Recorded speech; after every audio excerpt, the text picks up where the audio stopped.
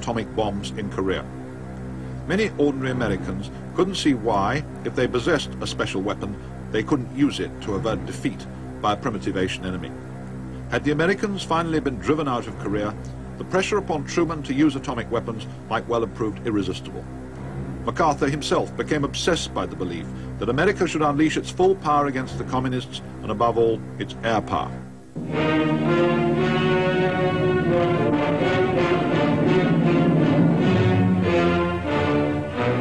But the business of war is killing.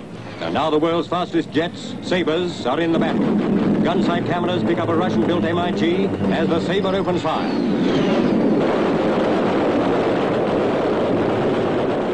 The MiG's hit and hurtles down in flames. But for complete mastery in the air, United Nations forces in Korea would be in deadly peril. American. The leaders of the United States Air Force perceived in Korea a priceless opportunity to show what their service could do. And the Allies sent some of their finest pilots to fly among the Americans and gain experience of the first air combats of the jet. Was the F-86 Sabre, which was one of the first swept-wing airplanes and was capable of supersonic flight downhill. You could make it go through Mach 1, the speed of sound, by pointing it downwards. And Korea enjoyed the advantage of fighting over their own territory. Their aircraft were good. The advent of the MiG deeply alarmed Western experts. But communist training and competence proved to lag far behind those of the UN. He was trained and I was trained, and one of the two of us was going to win and one was going to lose. And if he was able to use his ejection seat and make it out okay, I was delighted.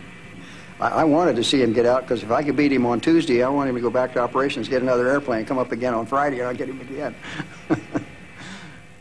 Well, shots, and I tore off a little bit of debris from his airplane, and I closed in and got him shot right behind the wing roots, and the smoke came out of his engine, so I knew I'd gotten his engine.